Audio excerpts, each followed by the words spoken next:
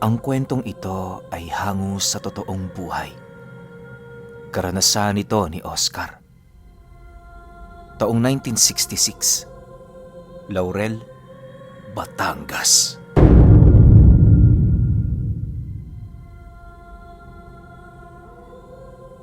Itong mga panahong ito, nakatira sa liblib na lugar itong si Oscar. Nag-iisa lang siya noon sa buhay dahil matagal na siyang lumayas sa kanyang pamilya. Ang dahilan ng paglayas niya, ayaw niyang maging pabigat sa mga ito. Noon pa man kasi, lumaki na siya sa pang-aabuso ng kanyang ama. Halos ang kinalakihan niya, pagpapalo nito na muntik-muntik na ding kumitil sa buhay niya. Sa murang edad din, natuto ng mamuhay ng pansarili itong si Oscar. Kaya naman noong nagkaroon siya ng pagkakataong lumayas, hindi na siya nagdalawang isip pa. Para sa kanya, mas mainam na magpakalayo-layo na kaysa naman maging pasanin pa niya ang halos araw-araw na paghihirap ng kanyang pamilya. Makalipas ang ilang buwan ng kanyang paglalayas, maigi siyang nagtago sa mga taong nakakakilala sa kanya. May narinig kasi siya noong usapin ukol sa ginagawang paghahanap ng kanyang ama sa kinaroroonan niya. Alam ni Oscar na hindi maganda ang kahahantungan kung sakali mang siya ay mahanap sa kadahilanang nasisiguro niyang hindi lang palo at bugbog ang kanyang matatanggap. Noon pa man bistado na niya ang kanyang ama at sa kung ano ang kaya nitong gawin sa kanya. Dahil sa kanyang pagtatago, kaya na may hanggat maaari, iniiwasan niyang tumungo sa bayan. Suportado naman ng kanyang amo ang kanyang pasya na siya namang ikinatuwa niya. Aminado noon si Oscar na kung hindi dahil sa tulong ng taong pinagtatrabahuhan niya, hinding-hindi siya tatagal sa lugar na yon. Matapos ang halos 7 buwang paghahanap sa kanya, doon na tuluyang tumigil ang kanyang ama. Nang mapag-alaman niya ang tungkol sa pasya nito, halos hindi naman masukat ang kanyang pagbubunyi sa lugar na pinagtataguan niya. Magmula noon, unti-unti nang sinubukan ni Oscar na mamuhay para sa kanyang sarili na walang sino mang inaalala. Buong akala niya noon makakawala na siya sa kadenang gumagapos sa kanyang pamilya, pero hindi pa pala. Bago matapos ang taong ito, habang nagbabantay siya ng mga pananim, laking gulat na lamang niya nang makasilay siya ng isang binatang naglalakad malapit sa kanyang tinitirahan. Noong una, hindi niya yun gaanong namumukhaan, pero nang medyo malapit na ito sa kanya, doon pa lamang niya yun nakilala. Siguradong sigurado si Oscar, kapatid niya yung sumunod sa kanya. Nang mapagtanto naman niya ito, agad naman niya yung nilapitan para tulungan. Pagbalik nila sa loob ng kanyang kubo, agad naman niya yung inabutan ng damit habang tinatanong ito ng, "Anong ginagawa mo rito? Ba't ka sumunod? Hindi mo ba alam ang gagawin ni tatay kapag nalaman niyang dito tayo nagtatago?" "Ako naman, Bok. Hindi ka talaga nag-iisip eh." Dahil sa kanyang sinabi, nanatiling tahimik lang naman ang kapatid niya. Animoy kahit anong gawin niyang pagkausap dito, tila bang wala yung interes na sumasagot sa kanyang mga sinasabi. Makalipas pa ang ilang minuto, doon na yon naglakas loob na sumagot sa kanyang mga katanungan. Ayon sa kanyang kapatid, kaya yon lumayas sa poder ng kanilang mga magulang dahil sa napapadalas na ang pagdidisiplina nito sa kanilang magkakapatid. Dagdag pa nito na, magmula noong naglaya si Oscar, mas lalo pa yung naging mapanakit. Inilahad din ito sa kanya na noong nagdaang araw, pumanaw ang bunso nila na siya namang naging pagkakataon ng kapatid niya para maglayas sa bahay nila. "Kuya, parang demonyo talaga ang tatay nating yun. Hindi ko maisip kung bakit niya tayo nagagawang saktan na parang hindi niya tayo kadugo. Sawang-sawa na ako sa kanyang ginagawa. Gusto ko na lang sumama sa iyo, kuya." Sagot naman ito sa kanya matapos nitong mailahad ang mga nangyari sa bahay nila. Dahil sa sinabi nito, wala namang pagpipilian itong si Oscar kundi ang sumang-ayon sa nais nitong mangyari. Bago niya patirahin ang kapatid niya sa kanyang kubo, minabuti niya munang ipagbigay alam ito sa kanyang amo. Nang mapag-alaman naman ito ang kanyang abiso, hindi na din yun tumutol, gawa ng kahit papaano alam nito ang sitwasyong kanilang pinagdadaanan.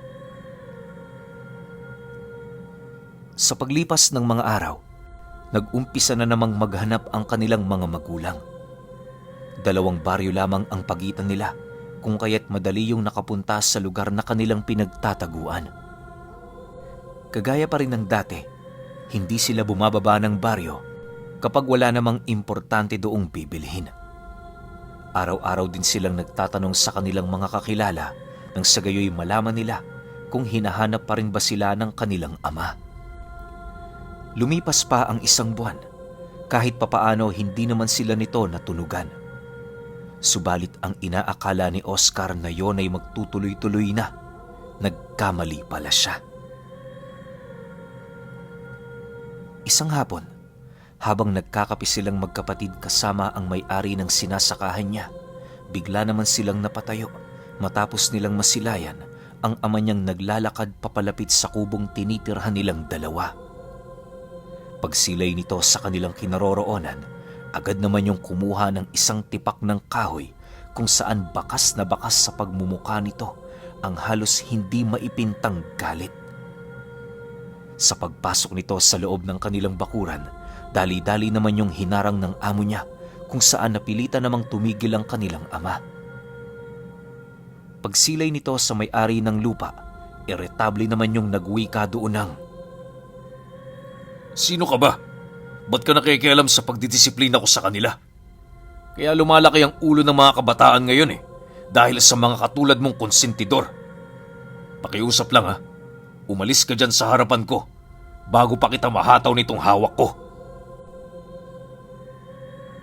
Kasabay ng pagwika ng kanilang ama, halos manginig naman ang buong katawan nito dahil sa matinding panggigigil sa kanila. Nang akmang sasagot pa noon ang amo niya, bigla naman yung sinapak ng kanyang ama na siyang naging sanhi upang matanggal ang 2 sa mga ngipin nito. Bagaman naglalaway na yon ng dugo, gulat na gulat pa rin noon sila Oscar sa kadahilan ng hindi man lang yun bumagsak ni mapaatras sa kinatatayuan nito. Sa muli nitong pagsilay sa kanilang padre de pamilya, agad naman nitong kinuha ang hawak nitong kahoy sabay tapon dito. Habang pinagmamasdan niya ang mga nangyayari, hindi naman niya maiwasang magulat, gawa ng yon ang unang beses na nasilayan niyang umakto ng ganon ang amo niyang nagpapakain sa kanila. Makalipas lamang ang ilang minutong paninindak nito sa kanyang ama, bigla naman yung dumura, sabay sagot dito ng, "Hindi lahat ng tao madadala mo sa dahas. Payo lang, umalis ka na rito at huwag ka nang magpapakita. Kapag ginambala mo pa ang 2 ito, hindi lang ganito ang ipaparanas ko sa'yo." Dahil sa sinabi nito, wala namang nagawa ang kanilang ama kundi ang umalis ng walang imik. Sa estado ng pag-uugaling ipinakita nito, hindi nila mawari ang animoy labis nitong pagkasindak sa kanyang amo. Sa pagbalik ng katahimikan sa paligid, mahinahong tumingin naman yun sa kanilang kinaroroonan na parabang walang nangyari. Paglapit nito, mariin naman itong inilahad sa kanya na huwag magpakakampante lalo pat meron yung naaamoy sa ugaling pagkatuso ng kanilang ama. Matapos naman yung marinig ni Oscar, tumangulang naman siya bilang pagsang-ayon. Maya-maya pa, umalis na din ito na parabang walang nangyari. Kinagabihan, halos hindi sila makatulog ng maayos dahil sa ginagawa nilang pagramdam sa paligid. Si Oscar noon, hawak-hawak na ang tabak na palagi niyang ginagamit sa trabaho, gawa ng kung sumugod man ang kanyang ama, madali niyang maipagtatanggol ang kanyang sarili maging ang kapatid niya. Sa puntong yon, sigurado na siyang magkakamatayan sila kung magpupumilit yung kunin ang kapatid niya. Sa paglalim ng gabi, kahit papaano wala namang nangyari. Halos inabot pa ng 3 araw ang kanilang pagramdam sa lugar na yon hanggang sa dumating ang puntong napansinan nila ang animoy pasikretong pagmamasid ng kanyang ama. Matapos nila yung makumpirma, hindi na sila nagdalawang isip na humingi ng tulong sa amo niya. Nagdesisyon din sila doon ng magpalipas ng magdamag para naman kahit papaano maging kampante sila na walang mangyayaring masama. Sa pagdating nila sa tahanan nito, agad naman sila nitong kinausap ukol sa rason nila kung bakit bumaba sila ng bukid. Nang marinig naman ng amo niya ang tungkol sa kanilang rason, hindi na ito nagdalawang isip na dalhin sila sa isang silid na naroon sa ilalim ng papag nito. Pagpasok nila sa loob, bumungad sa kanila ang napakaalikabok nitong silid na para bang ilang taon na yun doong hindi tinitirahan. Matapos naman nila itong masilayan, minabuti na nilang wag nang mag-inarte kesa bumalik sa kubong alam nilang maaaring pasukin ng kanilang padre de pamilya. Pagpasensyahan niyo na kung masyadong marumi rito. Hindi na kasi kami umaasa na merong bibisita. Huwag kayong mag-alala. Walang kapasidad ang inyong ama para galawin kayo sa lugar ko. Paalala lang, Oscar. Kapag may narinig kayong hindi kaaya-aya mamayang gabi, mabuting huwag nyo na itong pansinin. Iwasan nyo ring sumilip sa labas para hindi tayo magkaaberya. Maliwanag ba? Paalala ng amo niya. Nang marinig naman niya ang sinabi nito, agad naman siyang tumango bilang pagsang-ayon. Iniwasan na din niyang magtanong ng kahit ano upang hindi na humaba pa ang kanilang usapan. Sa paglalim ng gabi, naging abala naman sila sa paglilinis ng silid na yon. Kahit kulob ito at walang bintana, minabuti nilang pagtiyagaan na ito kesa naman muling kumprontahin sila ng kanilang ama. Habang unti-unti na sila noong nakakaramdam ng puyat, pansin na pansin naman nila ang animoy mga kakaibang atungal sa loob ng bahay. Yung tipong parang may bumubulong ng mabilis na hindi nila maintindihan ang kahit na anong katagang sinasabi nito. Ang mas ikinagulat pa noon nila Oscar ay noong may napansin silang kakaibang likido na dahan-dahang tumutulo. Paghawak niya sa likidong yon, agad naman niya yung ipinunas sa dingding kung saan doon na nila naamoy ang nakakaurong sikmura na baho nito. Dahil sa pangyayari, nagpumilit naman silang lumabas ng silid, subalit bigo silang mabuksan ang pinto, gawa ng nakatrangka yon sa labas. Matapos nila itong matuklasan, labis-labis naman ang naramdaman nilang pagkabahala sa kadahilan ng kahit saan sila humarap sa silid na yon, purong matitibay na pader ang kanilang nakikita. Ayon nga kay Oscar, na kung may takot ka sa mga makikipot na lugar, paniguradong mababaliw ka doon. Makalipas pa ang ilang minutong paghahanap nila ng paraan para makalabas, tuluyan na nga silang sumuko. Ang ginawa noon ni Oscar, inabisuhan ng kanyang kapatid na huwag matatakot o gumawa ng kahit na anong bagay na maaaring ikakaagaw ng atensyon ng pamilya ng kanyang amo. Nang marinig naman ito ang kanyang sinabi, tumangulang naman ito habang mahinahong umuupo sa kanilang higaan. Sa paglalim pa ng gabi, mas lalong tumitindi ang pagpaparamdam sa labas ng kanilang silid. Dala ng kuryosidad noon ni Oscar, pinilit niyang sumilip sa labas para magmasid. Maya-maya pa, laking gulat na lamang niya nang bumungad sa harapan ng silid nila ang kanyang amang may bitbit na palakol. Paglapit nito sa kinaroroonan ng trangka, buong lakas naman niya yung hinataw, subalit bago pa man yun mabuksan, dahan-dahan namang lumitaw sa likurang bahagi nito ang amo niya. Pagsilay doon ni Oscar, kitang-kita niya sa nilalang na yon ang mga nanlilisik nitong mga mata. Nang maramdaman yon ng kanyang ama, bigla naman yung humarap, subalit bago pa man ito makagawa ng anumang ingay, tumagos sa likod nito ang matatalas na kuko ng kanyang amo. Habang dahan-dahan yung nawawala ng buhay, sinasabayan naman ito ng malalim na pag-angil na parabang isa yung napakabangis na nilalang. Matapos yan, agad naman itong hinatak ang walang buhay na katawan ng kanilang padre de pamilya papalayo sa silid na kinaroroonan nila. Dahil sa pangyayaring kanyang nasaksihan, lahat ng maisip niyang pagtitimpi sa kanyang takot ay kanyang ginawa, masiguro lamang na hindi siya mapapansin ng kapatid niya. Halos buong magdamag noon, walang magandang tulog itong si Oscar. Kahit anong pilit niyang ipikit ang kanyang mga mata, tila bang mismong utak na niya ang nagsasabi ng tungkol sa panganib na nagkukubli sa paligid. Sa pagsapit ng umaga, narinig niya ang dahan-dahang pag-alis ng trangka sa silid nila. Makalipas pa ang ilang minuto, pagbalot ng liwanag ng araw sa kalupaan, dahan-dahan naman nilang binuksan ang pinto kung saan sa labas nito tumambad ang amo nilang may daladalang kape. Magandang umaga sa inyo, Oscar. Nakatulog ba kayo ng mahimbing? Mamaya pwede na kayong umuwi sa bukid. Huwag na kayong pumunta rito. Kagabi nakausap ko ang ama ninyo. Nangako itong hinding-hindi na kayo pakikialaman kapalit ng konting halaga. Ituring nyo itong pagpapakita ko ng pasasalamat sa inyo. Kahit papaano, hindi na rin kayo iba sa pamilya namin. Wika ng amo niya. Nang marinig naman ito ni Oscar, ginawa niya ang lahat upang hindi siya nito pagdudahan. Alam niya kasi sa kanyang sarili, di hamak na mas mapanganib ang taong yon kung ikukumpara sa ama nila.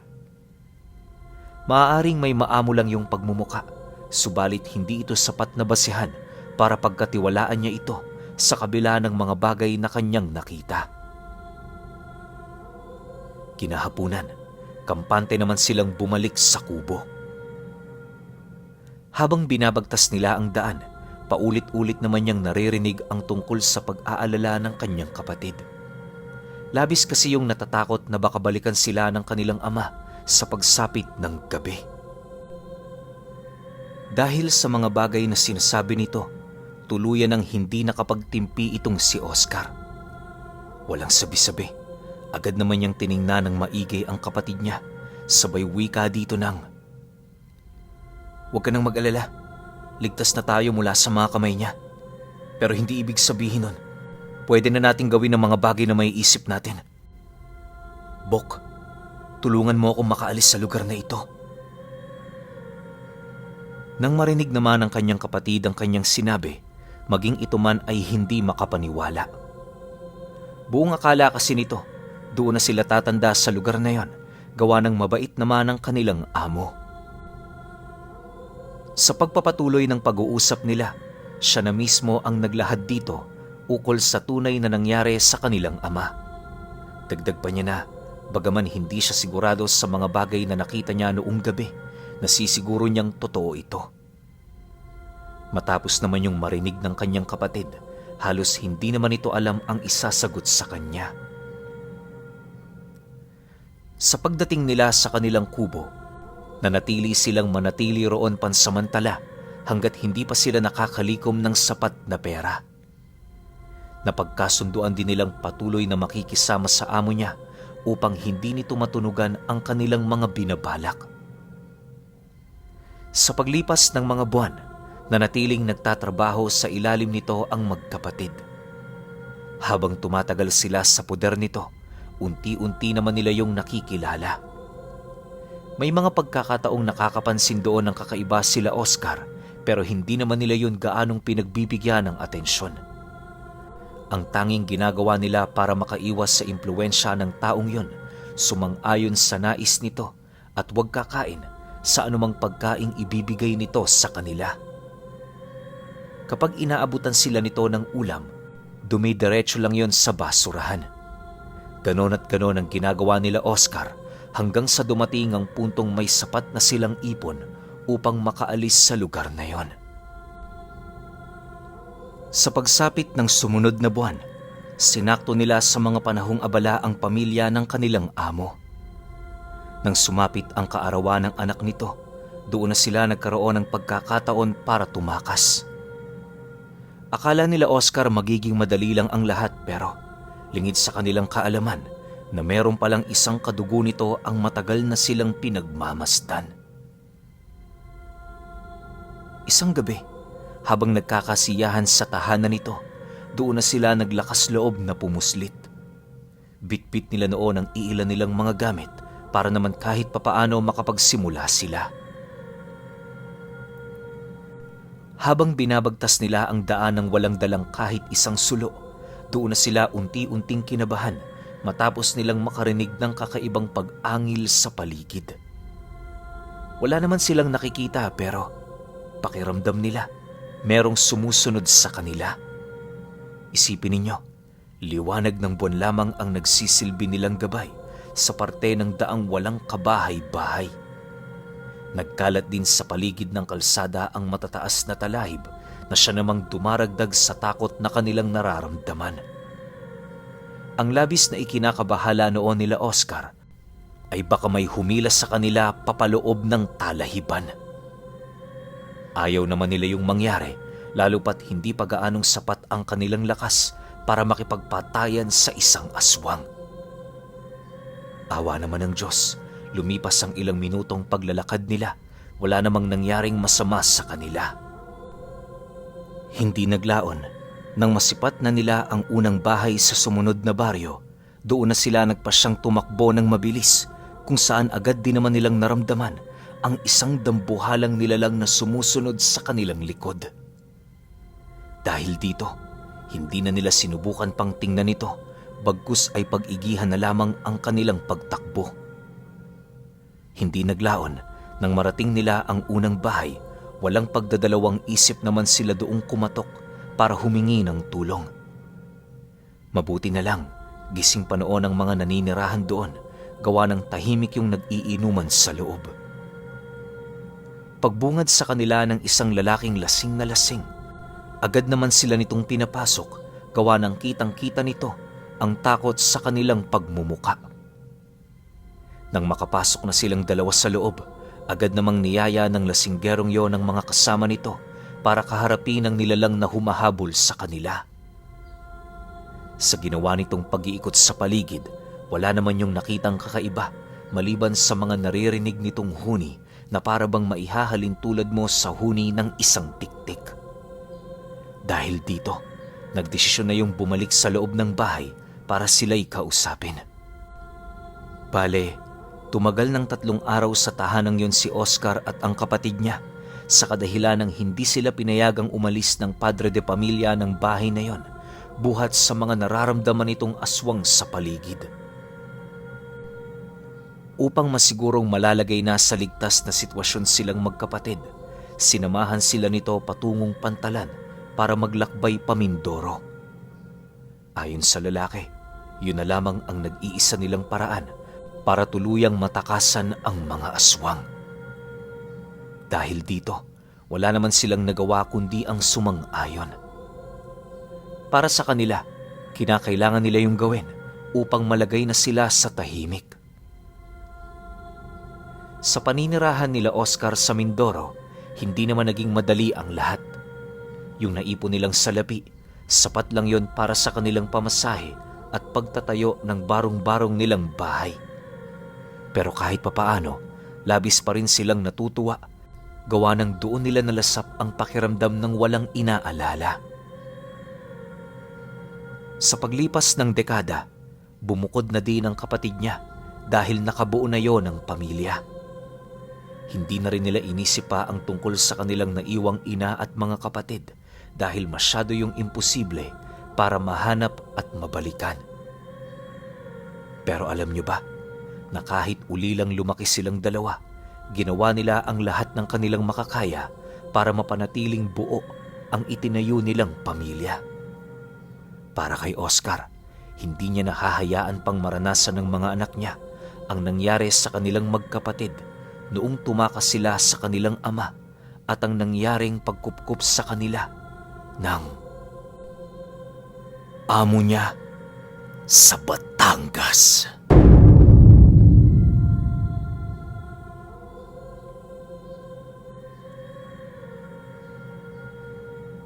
Okay, opinyon ko sa kwento.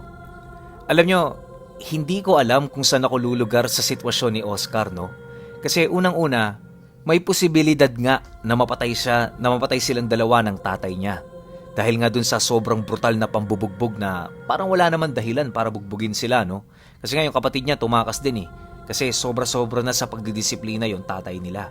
Tapos sa kabilang side naman, kung mag-i-stay sila dito sa amo niya, hindi rin natin masasabi na baka pinapataba lang sila. Tapos darating yung isang araw na pwede silang kainin ng pamilya nito. 'Di ba? So parang ang hirap ng sitwasyon nila, no? Pero awa naman ng Diyos, mabuti yung pinagdaanan ni Oscar tsaka nung kapatid niya, yun nga, nagkaroon sila ng magandang buhay. Kahit na yung nakaraan nila, sobrang masalimuot tapos parang litong-lito yung isip nila kung saan sila papanig. Sobrang kawawa na itong magkapatid na to. Pero siguro nga, biyaya sa kanila ng Diyos yung mga lasinggero na tahimik lang na nagiinuman sa bahay. Kasi kung wala yung mga yon, malamang sa malamang, katay itong sila Oscar eh. Kasi isipin ninyo kung walang binabalak yung amo nila sa kanila, bakit sila nito nagawang pagmanmanan? Diba? Yun na lang yung isipin ninyo. Pero yun nga, at least kahit papano, meron tayong magandang ending. Pero kayo pa rin, kung may opinion kayo sa kwentong ito, comment nyo lang sa baba. Yun lang, hanggang sa susunod na kwento. Salamat.